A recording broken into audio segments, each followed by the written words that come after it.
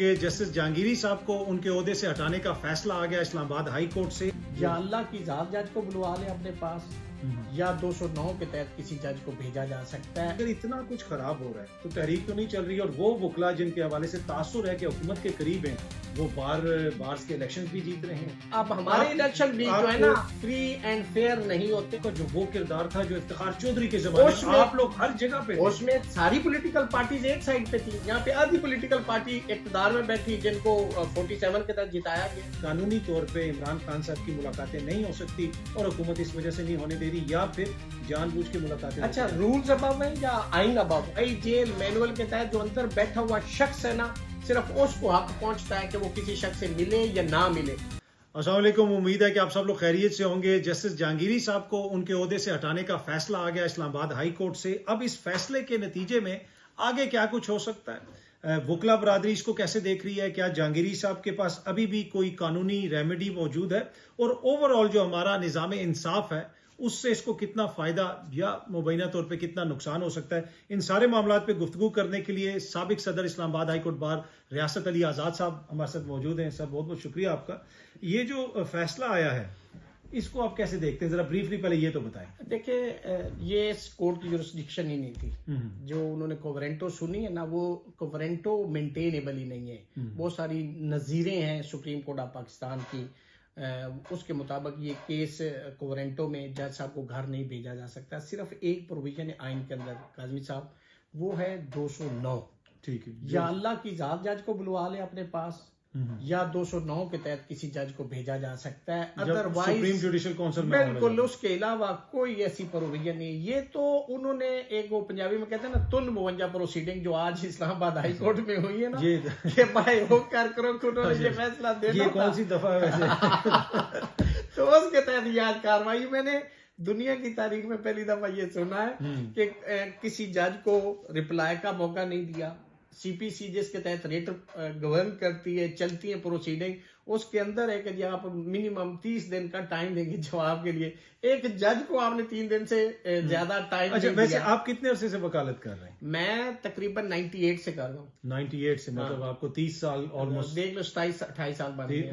کبھی آج تک آپ نے سنا کسی کتاب میں پڑھا کہ ہائی کورٹ کے کسی جج کے خلاف کوئی پٹیشن اسی ہائی کورٹ میں آئی ہو اور وہاں پہ لگ گئی ہو اور جج صاحب کو اس طرح فارغ کر دیا گیا؟ اور اس جج صاحب نے اس جج صاحب چیف جسٹس کی سینئرٹی کو چیلنج کیا ہوا ہے. یعنی میں آپ کے خلاف کیس کرتا ہوں اور میرا کیس آپ کے پاس آ جائے اور آپ میرے خلاف جج بن جائے اور میرا کیس کا آپ فیصلہ کریں, یہ دنیا کی تاریخ میں نہیں ہے. یہ تو انہونی ہے.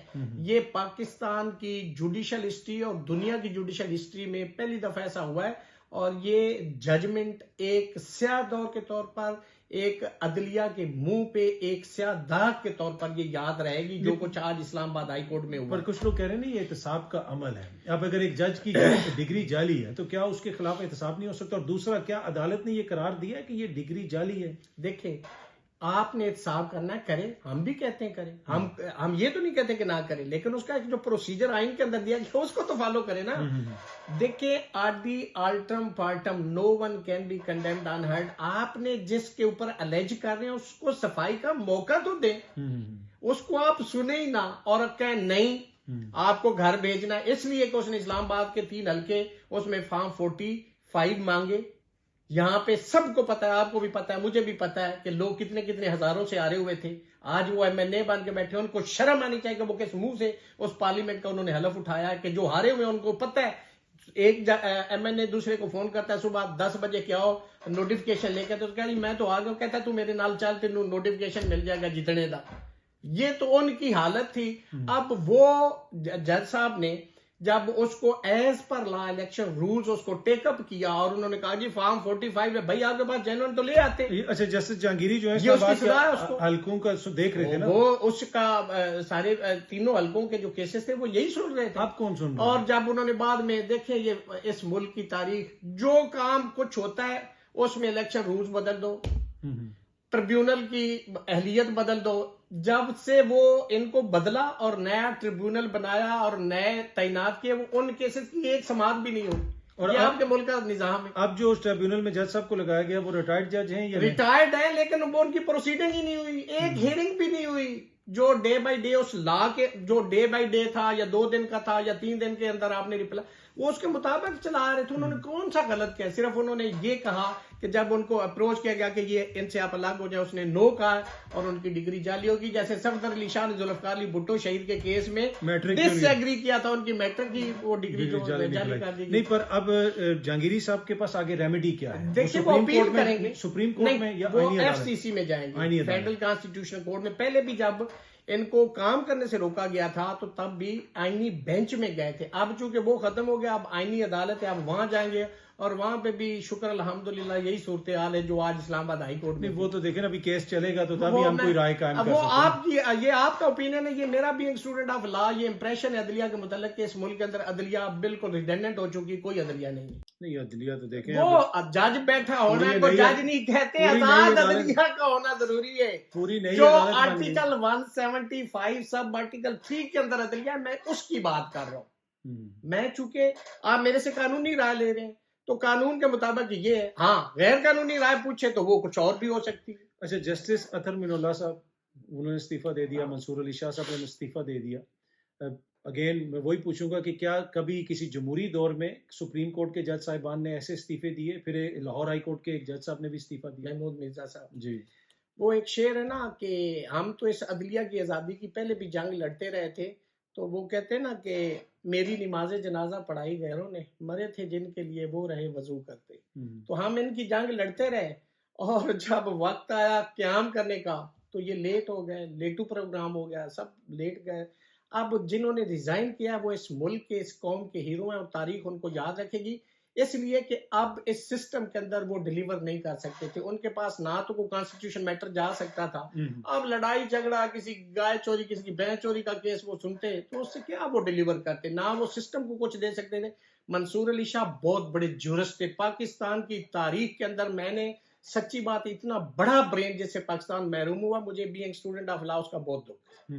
اچھا, جسٹس اطہر من اللہ صاحب جو ہیں ان کو بینچ میں نہیں بٹھایا جاتا تھا جب عطا بندیال صاحب تھے, منصور علی شاہ صاحب کو بھی نہیں بٹھایا جاتا. تو اختلافات تو اس وقت بھی تھے, اس وقت کی عدلیہ اس کے اوپر بھی تنقید ہوتی تھی, میڈیا پر بھی تنقید ہوتی تھی, اور آج کی عدلیہ اگر اس کا آپ کمپیریزن کریں تو آپ کیسے کمپیریزن کریں گے؟ دیکھیں اس کی جو زوال شروع ہوا ہے نا وہ فائز عیسیٰ سے ہوا ہے.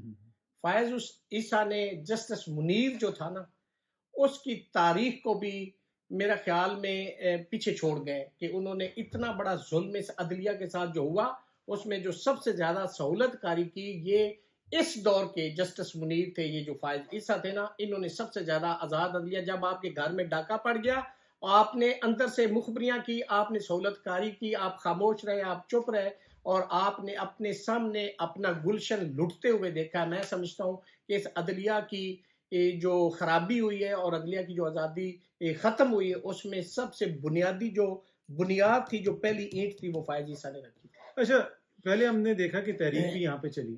اگر اتنا کچھ خراب ہو رہا ہے تو تحریک تو نہیں چل رہی, اور وہ وکلا جن کے حوالے سے تاثر ہے کہ حکومت کے قریب ہیں وہ بارز کے الیکشنز بھی جیت رہے ہیں, وہ پاکستان بار کونسل میں بھی میجورٹی میں سامنے آ رہے ہیں, تو پھر اٹ مینس کہ میجورٹی لوگ مطمئن ہیں. آپ جیسے چند دیوانے ہیں جن کو شاید زیادہ ایشو ہے. دیکھیں یہ جو پارلیمنٹ میں لوگ جیت کے آئے, یہ کیسے جیت کے آئے, اس کو آپ کہتے ہیں جیت ہے. اسی طرح یہاں پہ بھی لوگ جیت رہے ہیں. پر آپ دیکھیں سپریم کورٹ میں 457 لوگوں کو لائسنس دیا گیا, کسی آزاد منچ کو وہاں پہ لائسنس نہیں ملا, صرف ان لوگوں کو دیا جو ان کا حصہ تھے. تو یہ بھی ایک پری پول ہے, تو وکیل ہی تھے نا, وکیل تھے نا. وکیل اب دیکھیں نا, وکیل کے اندر 2 کیٹیگریز ہیں, جو ذاتی مفاد, عہدوں کا لالچ, یا یہاں سے وہ آزاد نہیں ہے. ایک وہ لوگ ہیں جو ہم جیسے فقیر لوگ ہیں, ہم جیسے فقیر لوگ ہیں جو ہمیشہ اپوزیشن میں رہے, حق کا ساتھ دیا. اور کچھ لوگ اب دیکھیں, میں 2008 میں سیکٹری تھا, ہم تحریک چلاتے رہے. میں 2009 میں سیکٹری تھا, تحریک چلاتے رہے. ہم نے تو اس وقت بھی میں اس وقت پی سی او ججز کے پاس پیش نہیں ہوتا تھا. اسلام آباد ہائی کورٹ کی جب پی سی او کورٹ بنی, میں نے اس کی ممبرشپ نہیں لی تھی. ہم جیسے فقیر لوگ آج بھی موجود ہیں, حامد خان جیسے لوگ آج بھی موجود ہیں جو حق اور سچ کی بات کر رہے ہیں. اب دیکھیں پنجاب میں حامد خان گروپ جیتا ہے, لیکن آپ دیکھ لیں اب پاکستان بار کونسل میں کون جیتا ہے. تو یہ چھوڑیں اس ملک کے اندر کون سے الیکشن کیسے ہوتے ہیں. اب ہمارے الیکشن بھی جو ہے نا فری اینڈ فیئر نہیں ہوتے. اور دوسری بات یہ بھی میں بتا دوں, یہ جو پاکستان بار کونسل کے الیکشن ہے نا, انڈائریکٹ, اب اسلام آباد میں 5 ممبر ہیں, ان میں سے 3 جس کے پاس ہوں گے وہ ممبر پاکستان بار کونسل بن جائے گا. جو زندگی میں ممبر بھی نہیں بنا, ایگزیکٹو ممبر نہیں بنا, وہ پاکستان بار کونسل کا ممبر بن جائے گا. اور دوسری بات میں کہتا ہوں کہ یہ الیکشن بھی جیسے بار کونسل کے الیکشن ہوتے ہیں پروونشل بار کے, یہ بھی ڈائریکٹ ہونے چاہیے. اچھا یہ سب کچھ ہو رہا ہے پر تحریک ہمیں کہیں نظر نہیں آ رہی. نہیں, بار بار کہا جا رہا ہے کہ جی قاضی صاحب تحریک میں آپ کے اس بات سے بالکل ڈس ایگری کروں گا. آپ نے لاہور میں دیکھا نہیں لوگ کیسے نکلے, کراچی آپ نے کوئٹہ میں نہیں دیکھے, حیدرآباد, سکھر, کراچی, یہ وکیل نہیں ہے جو سڑکوں پہ آ رہے ہیں. آپ قاضی صاحب آپ ان کو بھی تو دیکھیں نا, کتنے لوگ نکل رہے ہیں. ہم تو دیکھتے نا آپ کا جو وہ کردار تھا جو افتخار چودھری کے زمانے میں, آپ لوگ ہر جگہ پہ تھے. اس میں ساری پولیٹیکل پارٹیز ایک سائڈ پہ تھی, ایک طرف ڈکٹیٹر تھا, یہاں پہ آدھی پولیٹیکل پارٹی اقتدار میں بیٹھی جن کو 47 کے تحت جتایا گیا. آج وہ ادھر بیٹھے ہوئے, ہم ادھر بیٹھے ہوئے. دیکھیں بات یہ نہیں, میں بینگ یہ کالا کوٹ پہننے کے, میں ہمیشہ یہ کہتا ہوں کہ ہمیں حق اور سچ کا ساتھ دینا چاہیے, ہمیں آئین اور قانون کی بالادستی کی بات کرنی چاہیے. یہ میری بنیادی ذمہ داری ہے. اگر میں اسے ڈیویٹ کرتا ہوں تو جو میرا مینڈیٹ ہے نا بطور وکیل, میں اس کے ساتھ انصاف نہیں کرتا. اچھا عمران خان کی ملاقاتیں نہیں کروائی جاتی اور اس میں بھی قانون کا ایک طرح سے سہارا لیا جاتا ہے, رول 265 کا ذکر کیا جاتا ہے, تو آپ کو لگتا ہے کہ وہ جو سارے چیزیں کوٹ کی جاتی ہیں قانونی طور پہ عمران خان صاحب کی ملاقاتیں نہیں ہو سکتی اور حکومت اس وجہ سے نہیں ہونے دے رہی, یا پھر جان بوجھ کے ملاقاتیں؟ اچھا رولز ابو ہیں یا آئین ابو ہے؟ آئین کے اندر آرٹیکل 10A ہے نا, رائٹ آف فیئر ٹرائل, وہ رول سے بالا تر ہے. رول تو سبسٹینٹیو لا کی کریشن ہے. آپ جو روز ایک نیا قانون, ایک نیا رول بنا دیں, اس کی کیا حیثیت ہے بھائی؟ جیل مینول کے تحت جو اندر بیٹھا ہوا شخص ہے نا, صرف اس کو حق پہنچتا ہے کہ وہ کسی شخص سے ملے یا نہ ملے. باقی کوئی مائی کا لال دیکھیں ڈیز ہیں کہ آج جی یہ منشیات کے کیسز والوں کی آج ملاقات ہے, آج جی ہارڈ اینڈ ڈسپریٹ کرمنل ڈکیتی رابری والوں کی, آج جی 302 والی ہرٹ کیسز کی ہے, آج جی عام کیسز کی. تو جو شیڈیول ہے جیل مینول کے تحت, اس کے تحت آپ کا حق ہے. اب دیکھیں آپ نے ان کی ملاقات نہیں بند کی, آپ نے ان سے رائٹ آف فیئر ٹرائل بھی چھین لیا ہے. آپ اس کا نہ تو کورٹ میں پیش کرتے عمران خان کو, نہ آپ جیل کے اندر آپ اس کا ٹرائل شروع کر رہے ہیں. تو اس کا مطلب ہے آپ نے بغیر ٹرائل کو اس کو کیسے رکھا ہوا ہے جیل کے اندر؟ یہ اس کا رائٹ نہیں, آرٹیکل 10A آئین کے اندر دیا گیا ہے. آپ اس کا ٹرائل تو کرو نا, اس کو جزا سزا تو کرو نا, بغیر سزا کے آپ نے اس کو بند کیا, یہ بھی غلط ہے. اچھا یہ سارا معاملہ اب آپ کو آگے جاتا ہوا کس طرف نظر آ رہا ہے؟ مجھے لگتا ہے ایسے ہے کہ یہ سسٹم اتنا خراب ہو گیا ہے اور یہ سارا سسٹم ٹاپ ٹو باٹم اتنا مینج اور منور ہو گیا کہ یہ اپنے زور سے گر جائے گا. اور اس میں کتنا ٹائم لگے گا؟ اس لیے یہ میں ٹائم تو نہیں بتا سکتا, لیکن لیکن جیسے آج ہم دونوں بھائی شو مطلب گفتگو کر رہے ہیں نا, صبح اٹھیں گے تو آپ کو ایک نیا نظام نظر آئے گا, ایک نئی چینج آئے گی, آل آف سڈن آپ کو نظر آئے گا. اس کی وجہ کیا ہے کہ آپ یہ کہہ رہے ہیں کہ بوجھ اتنا زیادہ نظام کے اوپر ڈال دیا؟ آپ دیکھیں نا, ملک میں پیسے قرض لے کے چلانا یہ ترقی نہیں ہے, یہ معیشت کی مضبوطی نہیں ہے. بھائی قرض لے کے تو ایک غلام رسول کو اللہ دیتے کو بٹھا دو, وہ بھی چلا دے گا. آپ کیا جنریٹ کر رہے ہیں یہاں سے؟ لوگ یہ نہیں کہ ملک بیرون ملک جا رہے ہیں, وہ اپنے اثاثے بیچ کے وہ پیسہ بھی باہر لے کے جا رہے ہیں. آپ کو یہ چیز سمجھ نہیں آ رہی. تو یہ سے آپ کا ملک سٹیبل نہیں ہو رہا, بلکہ ڈے بائی ڈے آپ 10 قدم آگے چلتے ہیں نا تو 20 قدم آپ پیچھے آ رہے ہیں. چلیں بہت بہت شکریہ ریاست علی آزاد صاحب, ہم امید کرتے ہیں جناب کے حالات بہتر ہوں گے اور ملک میں ترقی ہوگی. بہت شکریہ ولاگ دیکھنے کا, بہت جلدی آپ سے دوبارہ ملاقات ہوگی. Thank you very much.